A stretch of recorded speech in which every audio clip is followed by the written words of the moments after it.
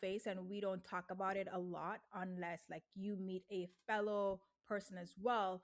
But when you first like immigrated from Jamaica, right? What did success in America look like to you at the time? Did it seem impossible, scary? It's interesting, right? It's all perception at the end of the day. So when I just came up, just left high school, just to give you the context, right after high school came up, and you always dream about America and what it's gonna be like, Mhm. what you see on TV and everything like that. So when I came up, success to me was pretty much what everybody told me success would be, which is going to school, getting a good education, and making a good living. Get a It's good pretty, job. yeah, pretty normal. I mean, that's what I mean. There was nothing grand to it. That's what success meant to me at the time. I know everybody expected a great answer, but that was it. Just to come up, go to school, finish school, and you're gonna have a good Good job, and job. you're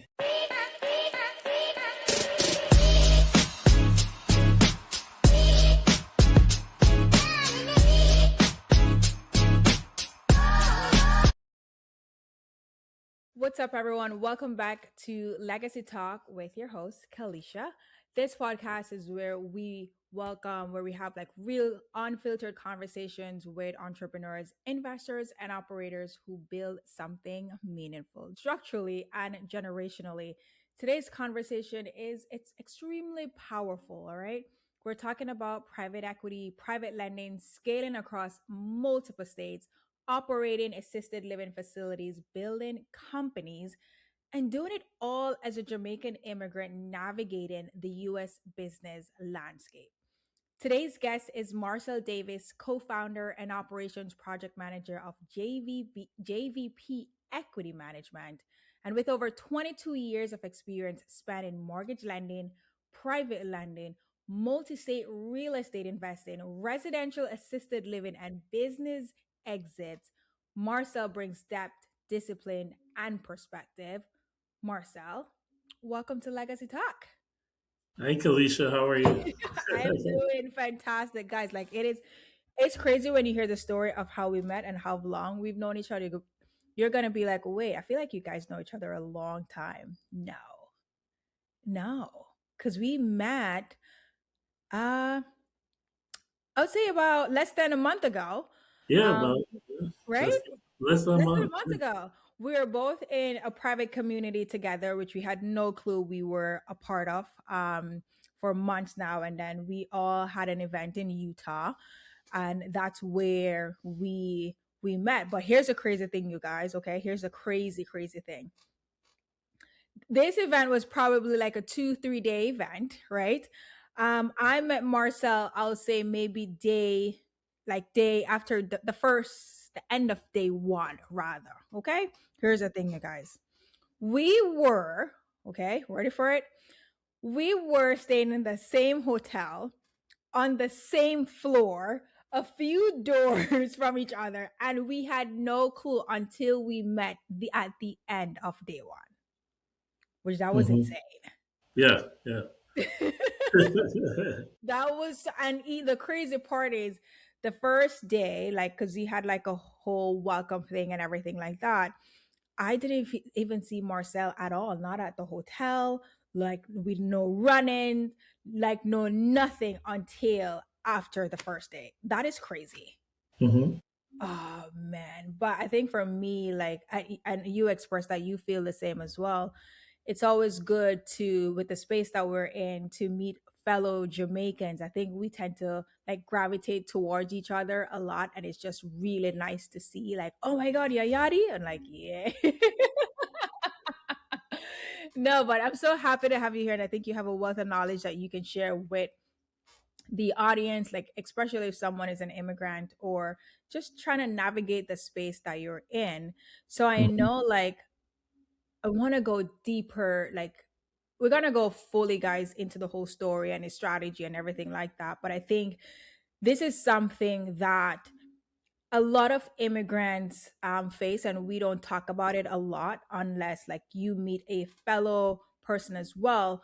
But when you first like immigrated from Jamaica, right, what did success in America look like to you at the time? What, did it seem impossible, scary? Like, talk to me about that.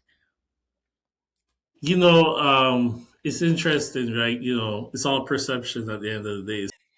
Get a And then, nice car, a nice home, and oh my god, and then then you'll you're be happily ever after, go have kids and hmm everything. Oh my god, yeah, yeah, I yeah. agree.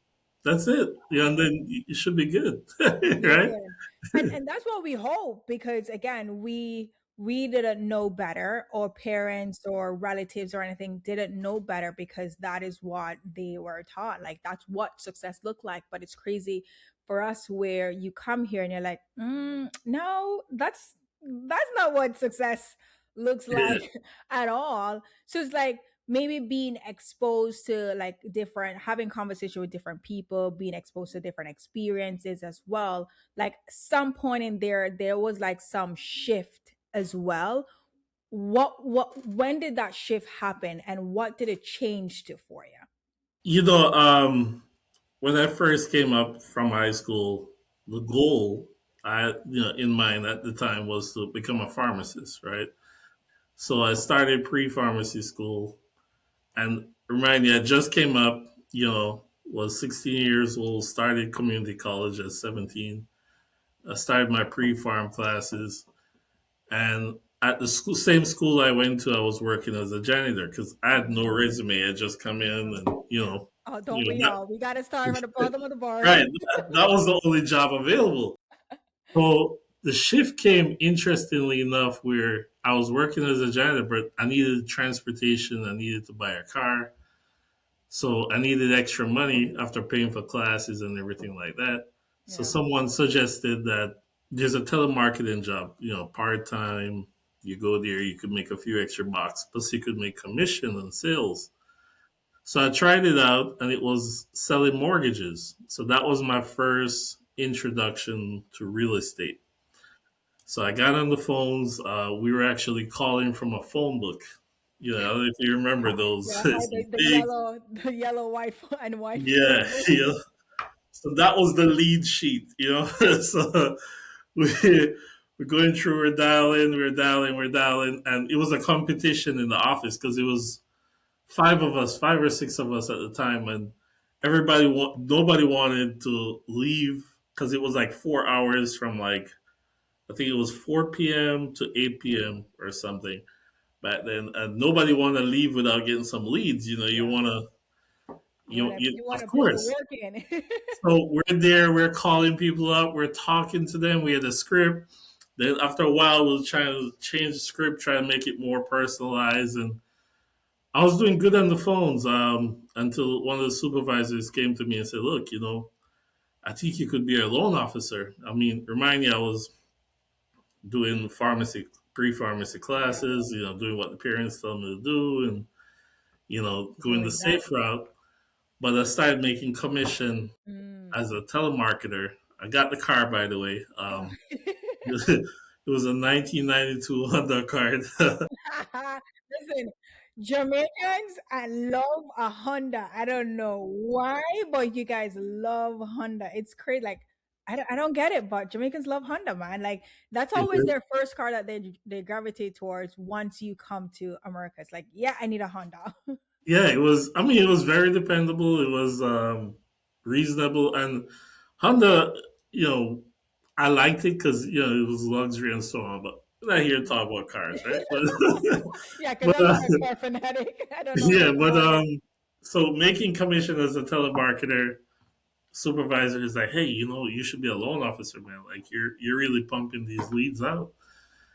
And I'm like, what does it take to be a loan officer? At the time, you pretty much just study a book and went to take the exam. This was like 2003, 2004.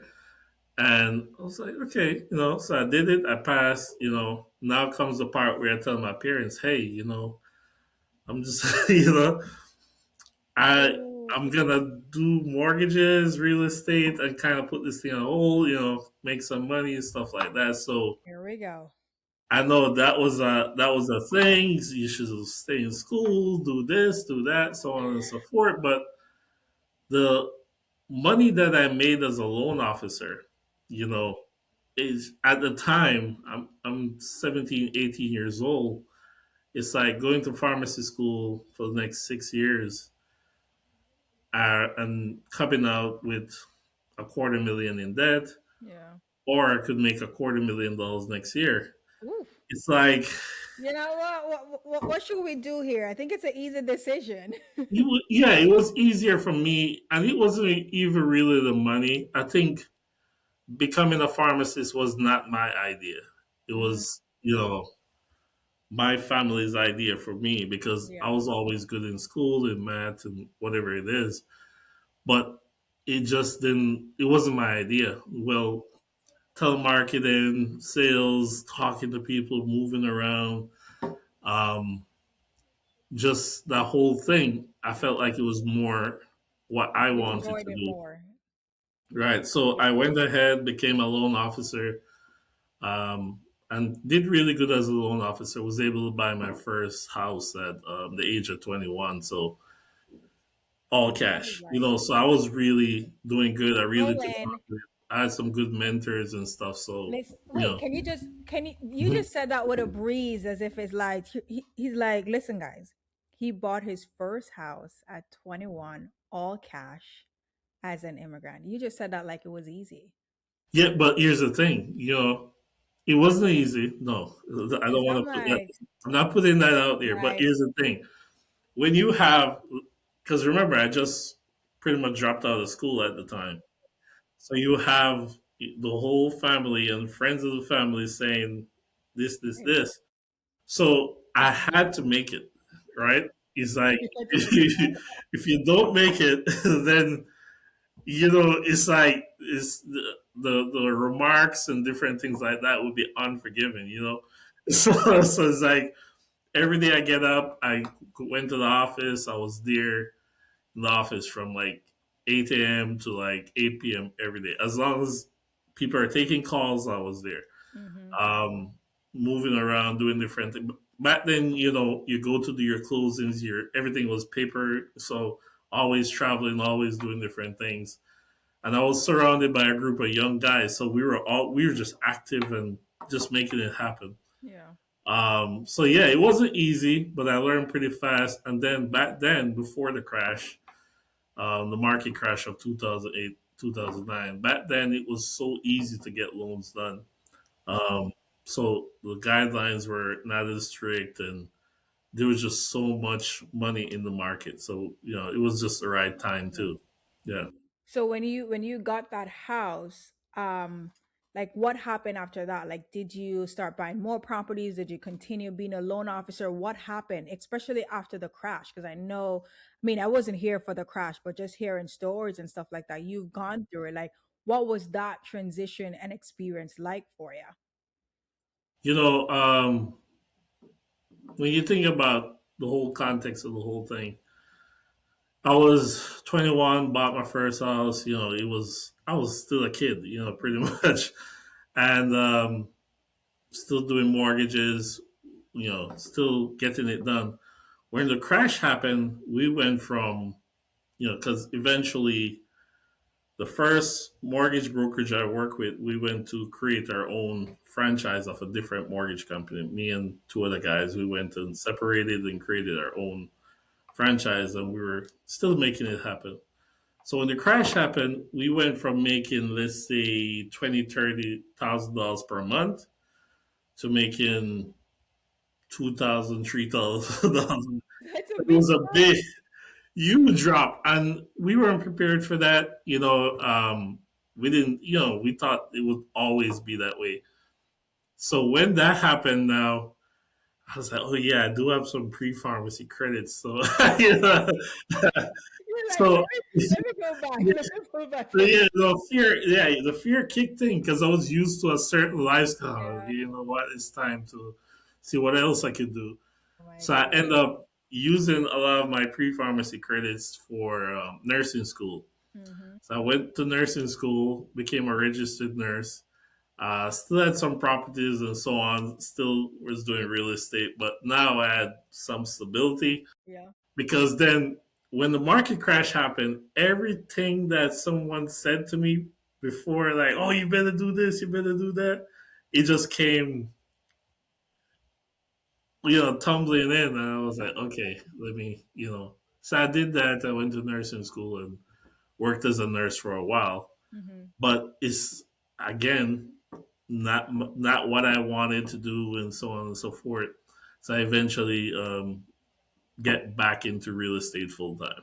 Yeah, What was that transition like? Like, why did you decide to, you know what? Yeah, I know this is not for me, but what was that thing that pushed you where you're like, I'm done with nursing, I'm going back into real estate? Because we all have yeah. that thing. So I think nursing was a good journey for me. It's like when you went into nursing, it's more real estate is all numbers, it's Yeah. buildings and things like that.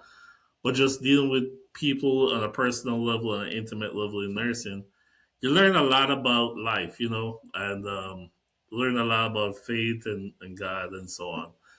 So one thing I kept hearing as I was doing nursing is people having regrets, like, I Mm, work with the geriatric population, the older population a lot, and people are just like, you know what? It was just like, I don't know if it was somebody talking through them or whatever, but I kept hearing, you only live once, you only live yeah. once. Enjoy your life, do what you want to do. And I remember being a nurse, I worked a lot of Christmas, Thanksgiving, birthdays, New Year's Day. I was one of the younger nurses, so you have to do those shifts, because nursing is like a pecking order. So you have to take what you get when you come in. Mhm. Um, so after a while, I did really good in nursing too. Like whatever I put my mind to, it just Yeah. and just have faith in it, just kind of worked out. But again, I wasn't being fulfilled um, personally. And yes, I help a lot of people and so on, and it's a great profession. But I personally wasn't being fulfilled. So, So I came up with the idea and said, look, I have real estate experience, I have nursing experience. And when I met my girlfriend at the time, which is became my fiance, then my wife, she's a nurse practitioner. So I was talking to her one day, and as we were getting serious, I said, "Look, I don't plan to work a job for too much longer. I really just can't." Like yeah, like there's something's gonna something pop that, up. yeah, there's nothing wrong with the job. I respect a job and so on and so forth. I'm just telling you my personal experience and things. Like I respect, like I've worked with some of the greatest people I work with are nurses, like hardcore nurses, like dedicate 30, 40 years of their life to service. And Absolutely. but for me, I just knew there was something else that I should be doing. So came up with the idea of starting assisted living facilities so I could keep the nursing, but also have the real estate part of it. So started looking in the market. I know how to research properties and different things like that. I know how to get loans from the mortgage experience. So everything kind of Kind of came came together. together. Yeah. And then I found some facilities. But before we jump to that, I want to I dive deeper wanted, into yeah, that. when I became a nurse and going through the market crash and so on, I lived in Chicago, and I realized, which is important for everybody listening to hear, you know, fear is a crazy thing because as soon as the market crashed, I jumped ship. I went into a whole different profession. And I realized that happened because of the environment I was in. I was surrounded by family members and people that it was all familiar. So I decided to move from Chicago to Florida. And then, like, my mind just opened up because it was a new environment, new everything. And I decided, look, I'm going to figure out real estate business some way, somehow, Yeah. and I didn't have so much background noise as Oh, nice. before. So that's when I met my significant other, and then we started planning and different things like that. And then that led to opening assisted living facilities where I could go from the job to full time. I was pretty much doing the same thing, caring for people, so on and so forth. Do The difference now is, I'm caring for my residents under my company and so on. I could kind of do things my way. my way. I Um, think the thing too, like, mhm, is that like I want to touch on 2 points that you said. It's one, like the fair point that you mentioned. It's very crucial because especially again, like as an immigrant, if you're or you're just not familiar with a space, right? You're always gonna rely on the family, the friends, the people that and you're comfortable with. So then, as you said, like that fear is it's dangerous. mhm, mhm, It's so dangerous, and you could be on a path going and then that thing happen, and everyone and the noise is it's in your ear, so you're like, okay, let me listen to them, because then, and you could be fighting it too, mhm, but then that noise is so powerful that it overpowers your positivity or your good mindset that you have, and just psh. So that was good. That was a really good move that you decided to move to Florida to get out of that background noise, which I think a lot of people do, that I've talked to have done that. I've done that, right? Where I moved to Florida as well to be around people who was doing what I wanted to do. It was a big risk to move to a city that I've never mhm, been before, but I knew deep down that if I wanted to do this thing that I wanted to do, I had to be around people who was doing it. That's one. Two, when you transitioned into the assisted living facility, right? With going into that, yes, you have the nursing experience, yes, you have the real estate experience, but what was the end goal when you went into that? Because did you see yourself like owning even way more facility, or were you like, you know what, I just want to own more real estate and this is the perfect exit strategy? Talk more about that aspect. mhm. Yeah. So I always the dream was to own a lot of assisted living facilities, Yeah. but and it's a great business. But when I went into assisted living facilities, then it's like something looks good on paper, but when you Mm-hmm. actually get into the weeds, you realize, staffing is a big issue, right? Getting the right staff in, and what you have in mind as far as standard of care and different things like that is tough to pass that on and have everybody in the same mindset. Mm-hmm. So scaling is not just about getting the facilities, it's also about scaling the standard of care, Yeah. making it uniform throughout, because you have a lot of government oversight, a lot of regulations, a lot of compliance stuff you got to do. So you need a great team behind you. This was my first time running facilities and stuff like that. And we started with multiple facilities. Mm-hmm. So just getting all that, you know, hammered down. And then at the same time, it's a new marriage, getting kids. So everything was kind of happening all at once. When you talk about the staffing though, and Mhm. getting everyone with the operation on the same side when it comes on to standard care, was it, do you think it's because like the team, the talent itself, or the nurses were not like an employee of the company, or because they were subcontractors? What do you think what was the main issue why the standard of care was a little bit tough for everyone to be on the same side? So, few factors. Hmm. We were a new company, so funding was a issue. So if you want the best staffing, you gotta pay a lot more. Yeah. Then you have to maintain a certain level of occupancy in the facility. Hmm. So now marketing. So now you have to do. It's not being an employee anymore, where I go in Hmm. and the patients are all there. Yeah. I gotta find those patients.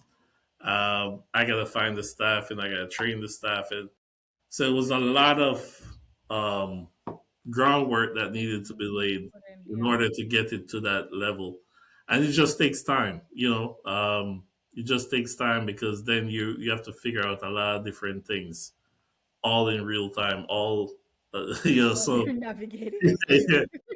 So meanwhile, you're dealing with that, you're dealing with this, and so on and so forth. And oh, by the way, now you got somebody in hospice that just Mhm. passed away. You got to replace them. Oh, by the way, this happened.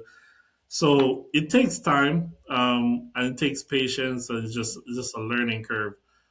It sounds And like it's a lot. It's very operational heavy. it's operational heavy, big time, because it's a life and death matter, right? You're Yeah. dealing with, so it's very intense in that aspect. And what I want to explain is, it's a very stable business. Hmm. You know, I'm so happy I had that business during COVID, because when everything shut down, it's Yeah. like I went through another crash, Mhm. which is COVID. But this time around, you know, that business was super stable. Like we actually get more grants and different things because it's what they call it, essential business at the time. Oh, Yeah, that's so we got a lot of support from the government, different things like that. We had them sending patients, Department of Children and Family. So we were thriving during COVID. Um, so our plan was to open up more assisted living facilities, but the businessman in me would say, look, we could open up more facilities, or we or could just invest in more facilities, right? And then reduce the operational yeah. side, which we don't have to, be there every day and so on and so forth, and then increase our profit side. We're investing, somebody else is doing operation, and we're collecting. See, Um, I got like two questions about that because mhm. you said something where it was either we buy more facilities or we invest. That your mindset shift to being an owner and not an operator anymore. Right, That's a right. key.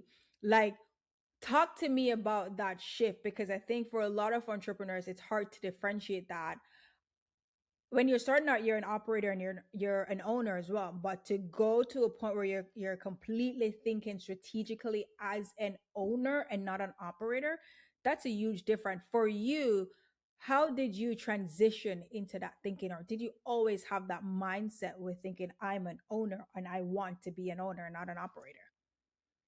Well, you know what I like about doing business and so on and so forth is that you really get to know who you are throughout the Hmm. process. Yeah.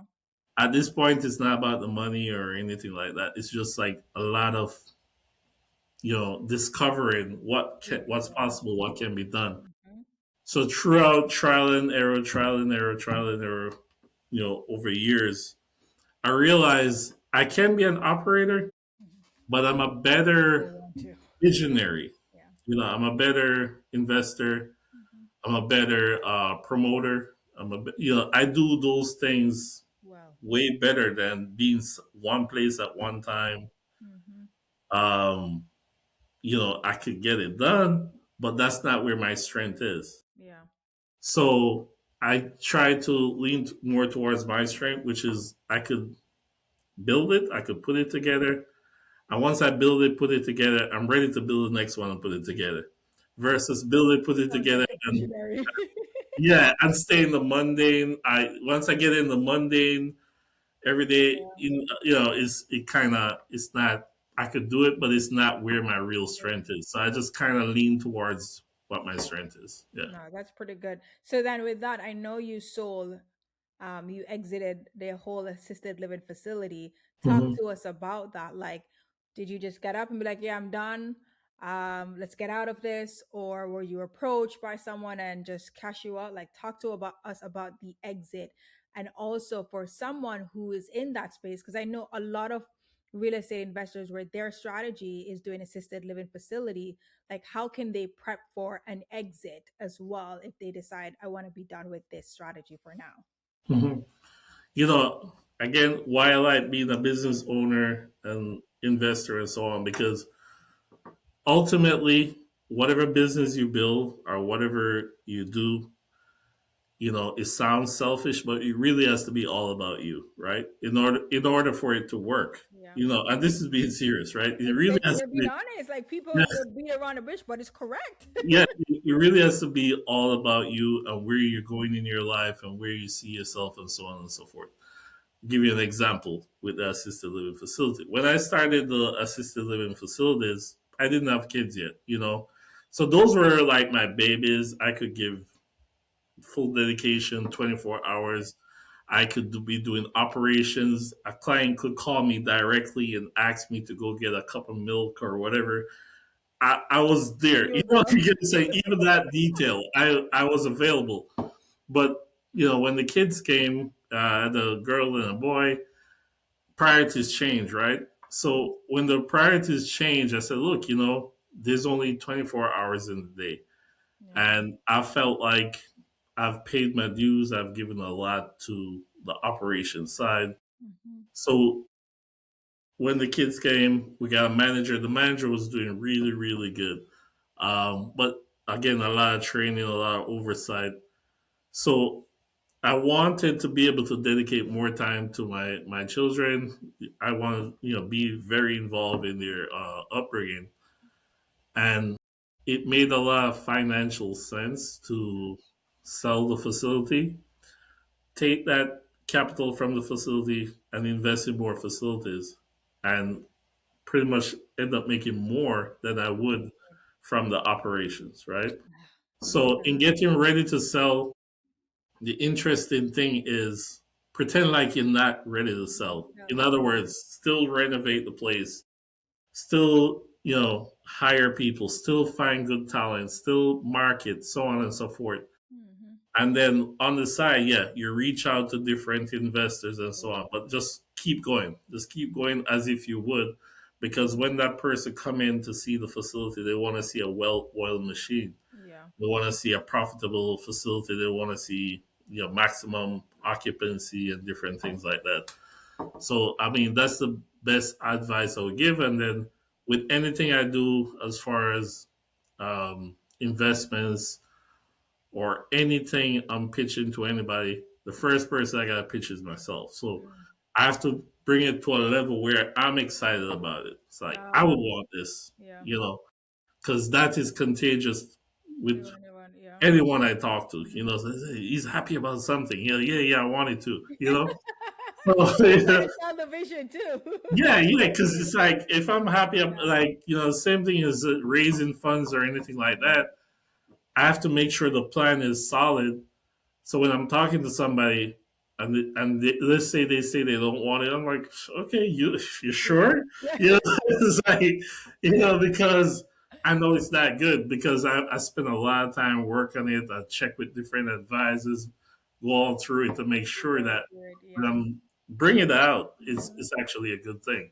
Wow. So yeah. Was that so with that sale, was it the main reason why you decided, you know what, I wanna dive into private equity more, especially with JVP? Yeah. Yeah, that's the main reason because life changes, right? And with the changes in life and Before you even go in Mhm. with that, what is private equity for persons who don't know? So in the it's a large space, right? But in the real estate space, what private equity does is allow us to pool capital together, you know, within that structure. So typically, and I'm speaking as if someone never Done it before. invested in real estate or Correct. anything like that. Yes. So if you're a new real estate investor, let's say you want to buy a house, 123 Main Street, and then you go to Kalisha and say, "Hey, Kalisha, I need to borrow some money to buy this house," and so on. She lend it to you, you buy the house, and we know that transaction work. That's private lending. So private lending, you go to an individual or a company, they lend you that money for that house. With private equity, we can come up with a plan, let's say a 5-year plan, 10-year plan, or just an overall plan and say, okay, we're going to invest in these asset classes, whether it's residential homes, commercial properties, it could be land, it could be different things, warehouses, whatever it is, and we need $10 million, $20 million, and this is the plan that we have, Gonna purchase all of those. right, to get this done. Hmm. And by the way, for the money you invest in our company, we're going to pay you X amount of interest per year or per quarter, whatever it is. So you're So, basically pooling people's money together to mhm. now go buy businesses as well. Yeah. So specifically, residential assisted living facilities. So that's the private equity side of our business that deals with residential assisted living facilities. So our asset classes are residential, regular residential, commercial, so multi units, and residential assisted living facilities. Okay. Yeah. So it's amazing just to see the transition. That's why they say like everything that happens in your life, the pathway, it happens for a reason. Because with you, with nursing and then being exposed to that kind of expose you to running an assisted living facility with your real estate experience kind of merge into you launching your private equity fund to now buy businesses within that space, which how you transition now wearing your owner hat and not your operator hat. What would you say, like, what's attractive, like when you're looking for those facilities for your fund, your private equity fund, like what makes a deal, what looks good to you about a deal in that space? hmm Well, always start with the real estate, right? Because that's the tangible asset. Yeah. The private equity side, which is the business side of it, that could go like this. It's it fluctuates more, right? Yeah. But the real estate is largely stable portion of it.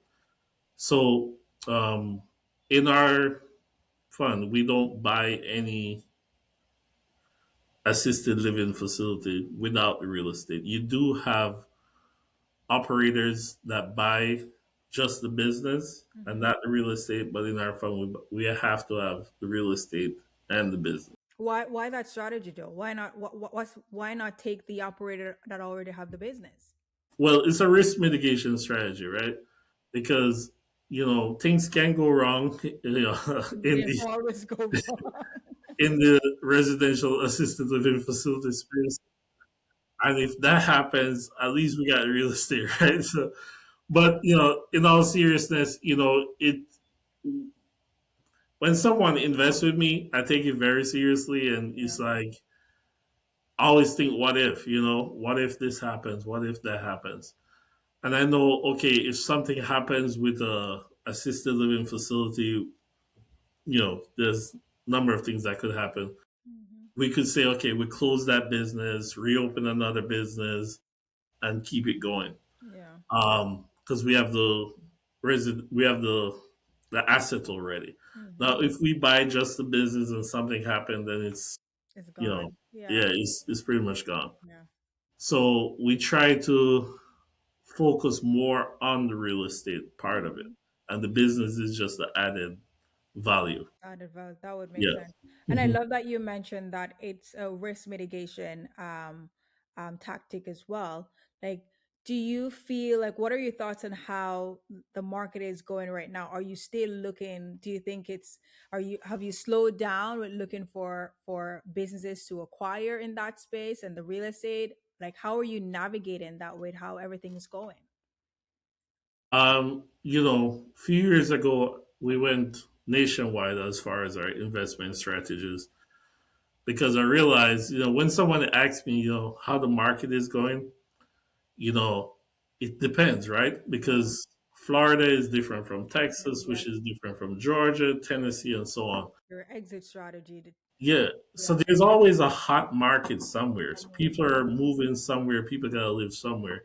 So what we try to do is widen the net Mm-hmm. and see, okay, where the action is, Yeah. and then try to focus on those areas.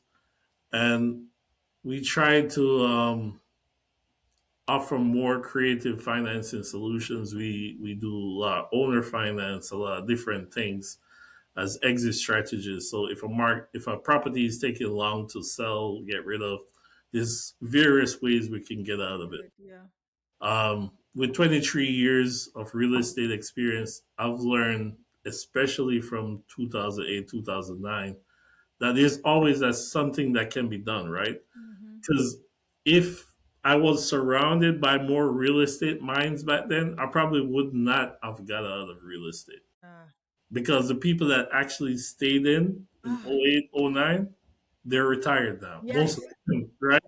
Many Because of them, yes. I always hear both sides. Persons who sold regretted selling, and then the person who hold on to what they could, they're like, "I'm so glad I did."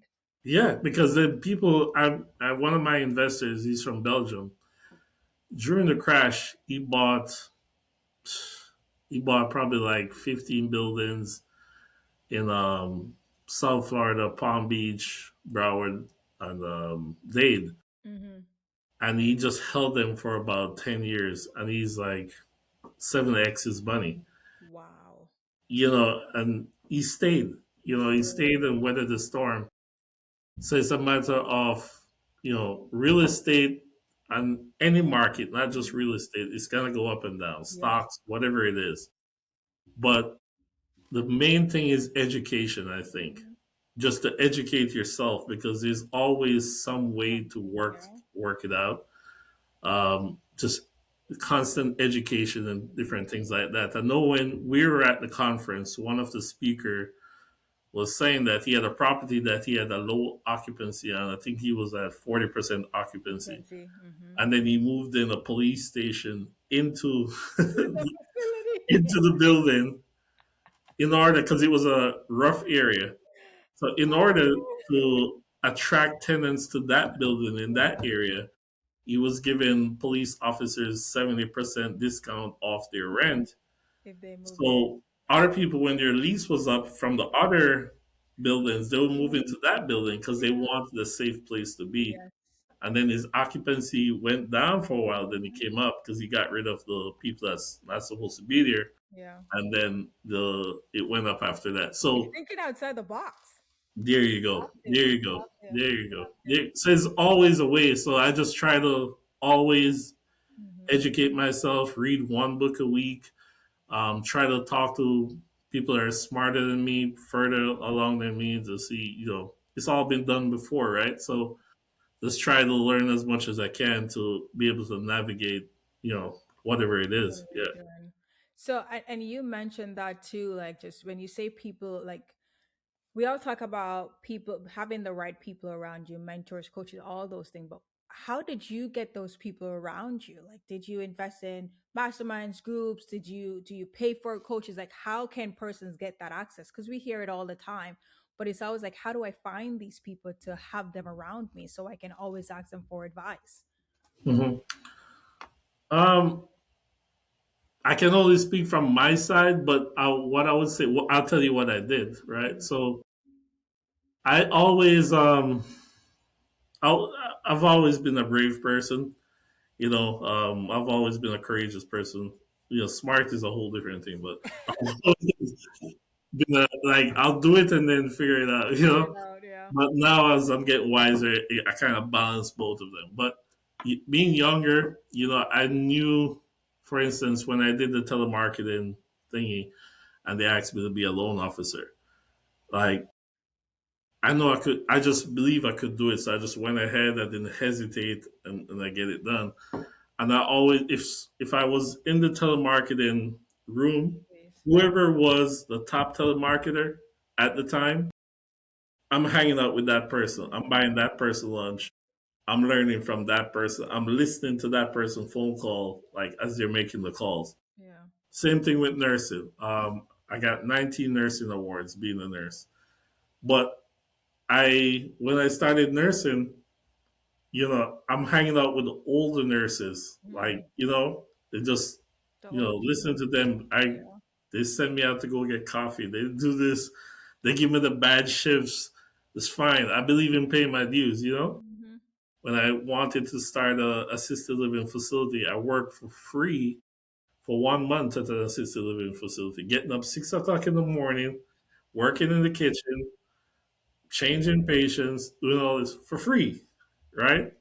For a whole month when you got for a paid. whole month because I realized nobody is gonna give me that knowledge Mm-hmm. just like that. Yeah, And yeah. if I had to pay a consultant or pay this person or pay that person, that would have been upwards of Mm-hmm. $25,000, $30,000, right? Because nobody's gonna hand that to you. Yeah, So I figured, look, I'll give you some of my time. I'll do this. I'll do that to be able to learn, and it allowed me to move faster. So in real estate, it was the same thing. I found out who were the investors, who's dropping big money, where, and so on. If they're hanging out at a certain happy hour, I'm there. I'm giving them high fives. I'm in the room. You know, it's like listen, it's needed. so I've just because I understand that I don't know everything, so I want to be able to be around the people that could teach me something and learn from them and different things like that. And it just makes your growth, your learning curve a lot. It's better. Yeah. Yeah. Have you ever like walked? Because we're both in the space. And reading a lot. Oh, see, but let me hold on that question a little bit because you also mentioned that you read a lot and you try to read a book as much as possible. Like, what are some of the most recent books that you have read where it kind of like switch your thinking a little bit in a good way, where now you think it will help you like the future, Marcel? You know, I know being in real estate, yes, I did read a lot of real estate books, but what I like most is mostly self help books, right? Because I could give somebody the best real estate knowledge, but if there's a blockage in the mind or something or in the mindset, it's gonna be Won't make sense. useless, Yeah. right? So um, a lot of just spiritual books like Deepak Chopra, Hmm. um, The Psychology of Money by Morgan Housel, That one was good. um, just different things to go to the root of what might be the issue Hmm. in order to open up because you could be around the best persons, best knowledge, best team, but if there's a problem here, it's Yeah. gonna it's not gonna Most work. times too, you have a problem here, but you think a certain way, but you don't even know that you think that way, and you don't know why it happened. Where did this belief come from? And it's just reading some of those books when you now start asking yourself some deeper questions, and you sit with yourself. You're like, "Whoa, that thing that happened in my past when I was a kid, or because my parents said this, they didn't intentionally mean it, but this is why I think this way." And I think with the psychology of money too, that also opened my mind of how I view certain things. Because when I started going super deep into that book, I was like, whoa, things from my childhood of maybe how our society viewed money, it kind of was drilled down into us as kids. And now we just thought it was normal. So now it's like you're unlearning certain things too. Yeah, because as we started in the beginning, you're saying being an immigrant and so on, because the immigrant mindset and the Caribbean mindset, I can only speak of Caribbean immigrants, Yeah. mostly. Full disclosure, guys. Yeah, it takes a lot of. There's some good things. Not everything is negative about that mindset. We have a lot of great things about the Caribbean mindset, but there's also a lot of limiting beliefs, right? And it's also for good reason because when we come here, we don't know what's possible. Yeah.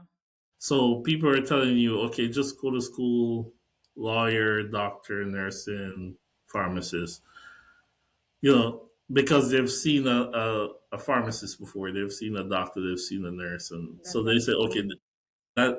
that model That's the works, right? standard. Yeah, that model works. I've seen it work, Yeah. and so on. So we don't know what's possible. And if we don't know what's possible, we can't be confident that it might work. Yes. So what reading does is, it's like having a conversation with somebody I'll probably never meet, right? And they can tell me their story, their experience, just like hearing from somebody in your Caribbean community. Same way I could read that book and hear from that person and draw from a different experience. So the culture. is bogged down with a lot of pessimism. Yeah. It's like cautionary tales and this and that. And again, it has its place, Yeah. but I feel like the culture focuses a lot more on the problem versus the solution. And when you focus on the problem, probably what's going to happen is More problems. right. When you focus on the solution, so Yeah. yeah, so it's not that it's not true what they're saying. It's just a. Hmm. So I just went with a different focus. I said, you know what, you guys could do this. I'm gonna focus here, and we'll see who wins, right? But no, but it's just a matter of perception, I think. Yeah, it, And, it, it really does. It really does. I think it's not even as you said. If not, you don't even have to be from the Caribbean, but I think just as immigrants on a whole, Mhm, like we all go through that thing that our parents or grandparents went through, so they kind of put their fear down on us. And as you said, like coming to the U.S., you don't know that it's possible. We see the high rise buildings and all that, but we only see it on TV. But then mhm, you see it in person, you're like, oh my God, how did they get here? Like, how did this happen? And now you start asking questions. Now you're like, okay, I don't think I can achieve it. But then you start reading the books, you're like, oh, this person did it. It kind of give me some form of clarity on how they did it. Maybe it's a little bit possible for me. And then you start getting that little bit of hope and you start reading more books. Then you start getting around more people. The, Something happened when you start getting around more people, when you mhm. start dreaming, and seeing how possible things are. Because I don't know if you did you ever imagine that you'll be here running a private equity fund and all the things that you've done when you just got here? No, never, never, never. I mean, I didn't know what it would look like. I know what I wanted, Yeah. but I didn't know what it would look like and how to get there and so on and so forth. I know, put it this way, I know what I didn't want, right? I know what I did not want. And what I've seen is typical immigrant story where a parent will leave their child behind to go somewhere else for a better life. Hmm. And I was like, is it really a better life if you have to leave your kid to go somewhere to take care of your kid? It's Yeah. like, so when I say, okay, I don't want that. Hmm. And if you pick a career that everybody's saying, okay, maybe you're a doctor, and everybody, oh yeah, Doctor Carter, everybody likes you being a doctor, but do you like you being a You doctor? like, yes.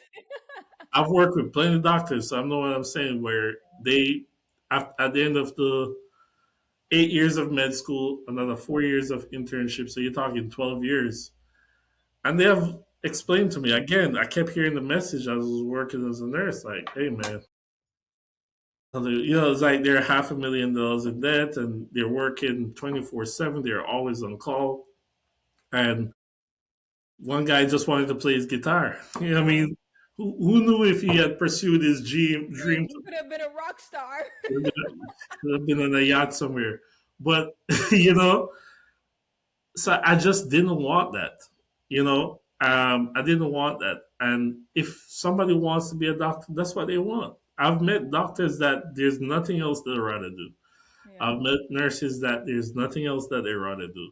So it's not a shade to anybody. So it's just about finding that own music inside of you Yeah. and see where it leads you.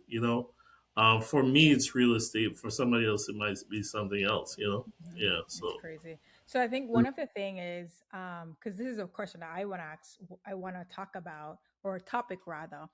One of the things that we connected with when we first met was just how important having faith plays Mhm. a role in how we navigate this thing called entrepreneurship and our business. Like, can you talk about that? Like, what does faith look like to you? And Mhm. how do you incorporate it, especially when you're going to make decisions too? Well, faith is everything to me, right? It's like I often don't talk. I'm going to talk about it, but I often don't talk about it because it's really something you is so hard to explain, right? And I wouldn't advise people to take chances that I take because I could see it, right? And Mhm. I could feel it. But for somebody else, they might get a totally different Different result. experience, yeah. So just being connected to your source, in my case, is Jesus Christ. But just being connected to your source, it there I feel like there's a real connection, just like a physical connection where you could get information and insight to guide you through whatever it is It is that that you you're need to get doing. through. Yeah. Um, just again being pre-farm student and then just taking a chance to become a loan officer, then buying the first house. Hmm. Imagine, people, is it real estate that you do? It's But a little bit confusing. yeah, yeah, it's like whoa, like just but it's just having that faith Hmm. and believing that okay, it's gonna happen before it happens. Yeah. It's not easy. It's a little nerve wracking, but just sticking to the script, just following the motion, just being faithful to whatever you're doing. I describe it like skydiving, right? I've skydived a few times. It's like when you jump out of the plane, you're gonna fall, it's gonna go down. Yeah. But it's what you do in between when you come out the plane to when you hit the ground that makes all the difference, right? Hmm. So just sticking to the motion, just following, like making sure you're in position when it's time to pull the chute, and so on and so forth. But you can't be overcome by fear, or else that could be catastrophic, right? Oh, So it's just that same thing. You just go with it, just go with it, and understanding that it's gonna be okay, not because of you, but because of a higher source. so it's yeah. If it's because of you, I'll be worried. But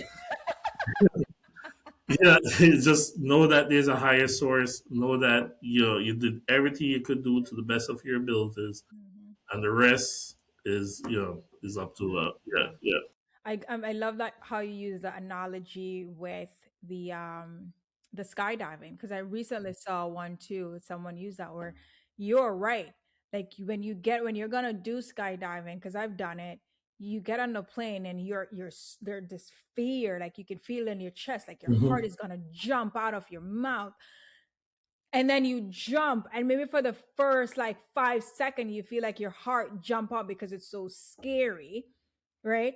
But then after a while, when you go through a little tumbling, the rough patches, because it's tough, you're navigating something new. But the moment like you kind of get you settled in and you're floating in the air and you let go of control and the fear, you're like, oh, I'm so glad I jumped, this feels amazing, Hmm. right? And you're just mellowing out. But if you, as you said too, like if you are so, if you start freaking out, and that's when everything starts going wrong, and then you hit on the floor, bam, splash out, right? But that's when you have so much fear and you don't want to let go of control as well, and you don't believe and you don't have faith, like this is gonna go good, this is Hmm. gonna go good, then that's where things will happen. Like, so thanks for using that analogy with um the skydiving. But I Yeah. agree with you, with faith is something that an individual has to also experience for themselves and be connected to whatever your source is. um and just you pouring into that to connect to your source. We have the same source as well, and we tap in to that too. But I always try to I like touching into that a little bit, because the more I experience it, and then the more conversation I have with people, I'm like, oh, someone gets it. It's good to talk to people who gets it. Yeah, because faith is a muscle too. Um, Again, back to the immigrant story where people don't know what's possible. So Yeah. how are you gonna know what's possible? You exercise faith. It's a good thing to exercise faith, right? So you try something, work through that. You try something bigger and bigger, and it keeps growing bigger and bigger and bigger and bigger. And then one day you wake up and you're like, You look Mm-hmm. around. You look. I'm looking in my backyard. This is my backyard. I'm looking at my kids. It's like, wow, this was all a dream one time. Yes. You Oh, know, oh my God. I thought I was the only one that does that. you know, It's like you wake up and you're like, wow, it's like Inception. It's like, wow, Wow. yeah, So I mean, and it's like after realizing that, you're like, you know what? Mm-hmm. I'm gonna do this thing again. Yeah. I'm gonna do it again. I'm gonna do it again. And you keep going and going and going. Yeah. Listen, you ever had that I don't know what that the word that they call it, but you just describe it where you would just yes, maybe that's it. You sit down and you're like, whoa, this is my life. Like this is where I came from. This is my life. This is all that I've gone through. This is all that I've accomplished. This is what I have. I'm living a good life. It may not be perfect, but this is amazing to me and I'm content. And you just sit with it. But I have a slightly different view. I think it's perfect. You know, Mhm. and it's always and the things that we think are not perfect are just the things to keep us going, right? Yeah. Yeah, because we Mm. just I Oh, I was see it gonna say. differently. It's just like this is the next thing. It's Mhm. fine. Just keep I love going. that. Yeah, I love yeah. it. So it's just because remember where we are now is was a prayer some time ago. You prayed for your fun. Now you have your fun. Yeah. You prayed for the I have podcast. your Now you have daughter. your podcast. So remember, this is the stuff we prayed for. Yeah. And then when it comes, it's just like, yeah, there's other stuff that comes with it, so on and so forth. But this is what we prayed for. And we're blessed to get it and so on. So you just take the whole thing. You got to take the whole thing. So it's perfect. You can't just take the good parts of it. Yeah. And what's the good? No, but I'm saying to be more detailed, what's the good part? Because, like, I remember meeting challenges, especially in real estate. Some stuff happened. You're like, Hmm. maybe tenant won't pay or whatever it is. And then it comes back to you to make a decision how to approach it. Yeah. And sometimes you approach it a certain way and it works. You're like, whoa. So you actually find out I could get somebody out. Like, Hmm. so the next person that don't pay me, but you know, you learn more and You so learn on more. through Yes. through the problems, through the issues. And after a while I just stopped seeing it as problems. Hmm.